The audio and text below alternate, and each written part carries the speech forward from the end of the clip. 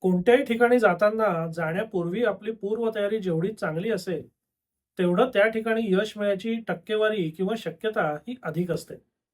आणि न्यायालय किंवा न्यायालयीन लढाई ही सुद्धा याला अजिबात अपवाद नाही. पण गेल्या 15-17 वर्षाच्या अनुभवात माझ्या लक्षात एक आलेलं आहे, की बहुतांश लोक हे कोणत्याही प्रकारची पूर्वतयारी न करता, किंबहुना भलत्या-सलत्या समजांवर आधारित किंवा भलत्या-सलत्या अपेक्षा घेऊन न्यायालयात येत असतात. आणि त्यामुळे आधीच आपल्या व्यवस्थेतनं न्याय मिळणं जे कठीण आहे, ते अशा लोकांच्या बाबतीत अजूनच कठीण होतं. आता ह्याबाबत प्रत्येकाने आपापल्या अनुषंगाने आपापल्या प्रकरणाचा बारकाईने विचार केला पाहिजे. आणि न्यायालयात येण्यापूर्वी असं जेव्हा मी म्हणतो, तेव्हा आपापल्या प्रकरणाचा विचार हा फक्त आणि फक्त कायदेशीर दृष्टिकोनातनं आणि कायदेशीर चौकटीतनंच केला पाहिजे. बाकी कोणत्याही दृष्टिकोनातनं कोणत्याही प्रकरणाचा विचार करणं हे न्यायालयात येण्याच्या दृष्टीने काहीही उपयोगाचं नसतं. किंबहुना तसं ते अपेक्षितच नाहीये आणि त्याचा उपयोगही होणार नाहीये. म्हणजे बहुतांश सर्वसामान्य लोकांवर जेव्हा पहिल्यांदाच न्यायालयात येण्याची वेळ येते, तेव्हा त्यांचा किंवा त्यांच्या वकिलांचा दृष्टिकोन जो असतो, तो फक्त कायदेशीर नसतो. मग त्याच्यामध्ये नैतिकता असते, अनैतिकता असते, योग्यता असते, अयोग्यता असते. खरं म्हणजे हे चुकीचं आहे, खरं म्हणजे ते बरोबर आहे, खरं म्हणजे असं ठरलं होतं, खरं म्हणजे तसं ठरलं होतं. असे नाना विचार त्यांच्या डोक्यामध्ये फिरत असतात. आणि सर्वसामान्य माणसाच्या दृष्टिकोनातनं जर विचार केला, तर हे सगळे विचार असणं काही गैर नाही. पण जेव्हा तो एखाद्या वकिलाकडे येतो आणि वकील म्हणून आपण जेव्हा एखादं प्रकरण न्यायालयात घेऊन जातो, तेव्हा आपल्याला एक पक्क माहिती पाहिजे, की ते फक्त आणि फक्त कायद्याच्या कसोटीवरच चालणार आहे. नैतिकता, अनैतिकता, सचोटी, योग्यता, अयोग्यता या सगळ्या गोष्टींचा, या सगळ्या तत्वांचा जगात जरी महत्त्व असलं, तरी कायदेशीर लढाईमध्ये, न्यायालयीन लढाईमध्ये याला तितकंसं महत्त्व नाहीये. जेव्हा आपण न्यायालयात जातो, न्यायालयीन लढाई लढतो, तेव्हा कायदेशीर काय आणि बेकायदेशीर काय याच्यावरच त्या लढाईचा अंतिम निर्णय येण्याची बहुतांश वेळेला शक्यता असते. म्हणून न्यायालयात जाण्यापूर्वी तुमच्या प्रकरणासंदर्भातल्या तुमच्या बाकी सगळ्या ज्या भावभावना आहेत, त्या तुम्ही गुंडाळून ठेवल्या पाहिजेत किंवा न्यायालयात जाण्यापूर्वी बाहेर कचऱ्याच्या पेटीत टाकल्या पाहिजेत. त्या भावभावना मनुष्य म्हणून, समाज म्हणून, देश म्हणून एखाद वेळ महत्त्वाच्या असतीलही, पण न्यायालयाच्या उंबऱ्याच्या आतमध्ये त्याचा काहीही उपयोग होत नाही. म्हणून त्या भावना तुम्ही घेऊन आतमध्ये जर गेलात, तर तुमचा भ्रमनिरास होण्याची दाट शक्यता आहे आणि तसं अनेकदा होतही असतं. म्हणजे गेल्या अनेक वर्षात मी अनेक प्रकरणं जी बघितली आहेत किंवा YouTubeच्या माध्यमातून आपल्यापैकी अनेक लोक जेव्हा माझ्याकडे येतात, तेव्हा प्रत्येकाला मला समजवताना एक सुरुवात इथूनच करायला लागते, की तुम्हाला काय वाटतं? तुमच्यामध्ये काय ठरलं होतं? तुमच्या दृष्टीने काय चुकीचं आहे? काय बरोबर आहे? काय योग्य आहे? काय अयोग्य आहे? काय न्याय्य आहे? काय अन्याय्य आहे? याला तसा काही उपयोग नाही. त्या सगळ्या गोष्टी आपण कणभर बाजूला ठेवूया. म्हणजे पक्षकार जेव्हा आपली कथा सांगतात, तेव्हा ते फार भावनिक होऊन सांगतात आणि त्याच्यात काही गैर आहे असाही भाग नाही. सर्वसामान्य पक्षकारावर जेव्हा काही कायदेशीर अन्याय होतो, अडचण येते, समस्या येते, तेव्हा तो मदतीकरता जेव्हा पहिल्यांदा वकिलाच्या कार्यालयात येतो, तेव्हा तो भावनिक असतो आणि भावनिक होऊन तो आपली सगळी समस्या, त्यातला सगळा घटनाक्रम सांगत असतो. त्या सगळ्या समस्या, सगळ्या घटनाक्रम ऐकून घेण्यात काहीही वावगं नाही.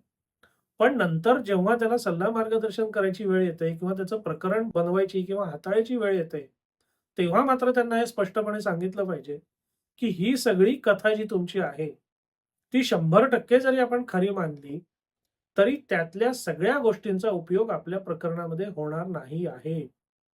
त्या घटनेक्रमामधली किंवा तुमच्या कथेमधली जेवढी गोष्ट किंवा जेवढी माणसं कायद्याच्या कसोटीवर आपल्या उपयोगी पडतील, तेवढंच त्याच्यात कामाचं आहे. बाकीचा सगळा त्याच्यात कचरा आहे. हे ऐकून अनेक पक्षकारांना वाईट वाटतं. ते पक्षकार नाराज होतात. काही लोकांना धक्का बसतो. पण ते जरी असलं, तरी त्यांना हे सांगणं, हे किमान मी तरी माझं कर्तव्य समजतो. आणि बरेचदा होतं काय, सर्वसामान्य लोक पहिल्यांदाच जेव्हा अशा कुठल्या अडचणीत येतात, पहिल्यांदाच एखाद्या प्रकरणात अडकतात, पहिल्यांदाच एखादं प्रकरण करायची वेळ येते, तेव्हा त्यांना त्या कायद्याची, न्यायालयाची काही माहिती नसते आणि त्यांना माहिती असणं अपेक्षितही नाही. त्यामुळे ऐकीव माहिती, किंवा 4 लोकांचं ऐकून, 4 लोकांचं बघून काहीतरी आपले गैरसमज घेऊन ते आपल्याकडे येतात. तोपर्यंत काहीही गैर झालेलं नाहीये. पण त्याच गैरसमजाच्या आधारे आपण वकील म्हणून पुढे जाणं, हे किमान मला तरी पटत नाही. त्यांची कथा जेव्हा आपल्याकडे येते, तेव्हा त्या कथेमधला फक्त आवश्यक कायदेशीर तेवढाच भाग आपण घेतला पाहिजे आणि त्यांना सुद्धा हे समजावून सांगितलं पाहिजे, की तुमची कथा कितीही जरी खरी असली, तरी त्या सगळ्या कथेचा कायद्याने काही उपयोग होणार नाही आहे. तुमच्या कथेमधला जेवढा कायदेशीर, कायद्याच्या कसोटीवर टिकणारा भाग आहे, त्याचाच आणि तेवढाच उपयोग आपण करू शकतो. बाकी कुठल्याही गोष्टींचा, भावभावनांचा न्यायालयीन लढाईमध्ये उपयोग होणार नाही. हे अनेकांना अजूनही पटलेलं नाही, पटत नाही. म्हणजे माझ्याकडे जेव्हा असे अनेक पक्षकार येतात, तेव्हा त्यांनी जे काही गैरसमज बाळगलेले असतात किंवा त्यांचे जे काही विचार असतात, माझं पहिलं काम असतं त्या सगळ्यांच्या ठिकऱ्या उडवणं. कारण त्या सगळ्याच्या ठिकऱ्या जोवर उडवून त्यांना वास्तवाचा सामना करून दिला जात नाही, तोवर त्यांना त्या प्रत्यक्ष परिस्थितीची जाणीवच होत नाही. आणि या सगळ्या गैरसमजाच्या ठिकऱ्या जोवर तुम्ही उडवत नाही, जुने चुकीचे विचार जोवर तुम्ही सोडून देत नाही, वास्तवाशी तुमचा आमना-सामना जोवर होत नाही, तोवर तुम्ही योग्य निर्णय घेऊ शकतच नाही. कारण चुकीच्या माहितीच्या आधारावर कुठल्यातरी भाकड कल्पनांवर आधारित जर तुम्ही निर्णय घेणार असाल, तर तो कायद्याच्या कसोटीत न्यायालयीन लढाईमध्ये टिकण्याची शक्यता ही अत्यंत कमी आहे. पुन्हा एकदा सांगतो, की न्यायालयाच्या बाहेर, त्या उंबऱ्याच्या बाहेर ह्या सगळ्या कल्पना म्हणजे मग नीती, अनिती, योग्य, अयोग्य, नैतिक, अनैतिक, फसवणूक, इमानदारी या सगळ्यांना अनन्यसाधारण महत्त्व असेलही. पण एकदा आपण कायदेशीर लढाई करता न्यायालयाचा उंबरा ओलांडून आत गेलो, की या गोष्टींना तितकंसं महत्त्व उरत नाही. त्या गोष्टींच्या आधारावर तुम्हाला तुमच्या प्रकरणात काहीही लाभ होण्याची शक्यता ही अत्यल्प असते.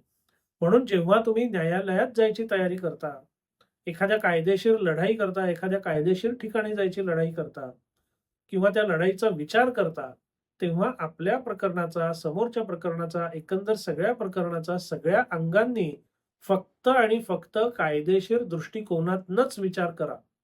बाकी सगळे दृष्टिकोन बाजूला टाका. त्या बाकी सगळ्या दृष्टिकोनातनं तुमच्या मनात ज्या काही भावभावना उद्भवतात, त्याचा काहीही उपयोग नाही आहे. कायदेशीर दृष्टिकोन, कायदेशीर तथ्य आणि कायदेशीर मुद्दे हे सोडून तुमच्या मनात एखाद्या प्रकरणाबद्दल जे काही असेल, ते न्यायालयात आत शिरण्यापूर्वीच बाहेरच्या कचरापेटीत टाका. म्हणजे आत तुम्ही जे जाल, ते त्या क्षेत्रातली लढाई त्या तंत्राने लढायला तयार असाल. कारण त्या क्षेत्रात जातो तेव्हा आपल्याला त्या क्षेत्रातल्या तंत्रानेच लढणं अपेक्षित आहे. भलत्या क्षेत्रातलं तंत्र वापरून आपण भलत्या क्षेत्रात लढाई लढू शकत नाही. म्हणून न्यायालयात कायदेशीर लढाई करता जाताना फक्त कायदेशीर मुद्द्यांचाच विचार करा. बाकी सगळे मुद्दे कचरा समजून बाहेरच्या कचरापेटीत टाकून द्या. हे बोलणं तुम्हाला सुरुवातीला कटू वाटेल आणि हे कटू वाटतं म्हणून बहुसंख्य लोक बोलणार नाहीत. पण माझ्या अनुभवाच्या आणि एकंदर प्रस्थापित आपल्या व्यवस्थेच्या अनुभवावर मी हे सांगू शकतो, की हेच सत्य आहे. न्यायालयाच्या उंबऱ्याच्या आतमध्ये सगळं कायद्याच्या चौकटीत, कायद्याच्या कसोटीवरच ठरत असतं. मानवी भावभावना, नैतिकता, अनैतिकता या सगळ्यांना तिथे फारसं महत्त्व नाही. म्हणून तो भ्रमनिरास टाळायचा, तर हा सगळा कचरा तुम्हाला अगोदरच कचरापेटीत टाकायला लागेल. तो कचरा घेऊन तुम्ही जर आत गेलात, तर तुम्ही स्वतः तुमच्या भ्रमनिरासाला आमंत्रण द्याल. हा व्हिडिओ तुम्हाला कसा वाटला? अवश्य कळवा. धन्यवाद.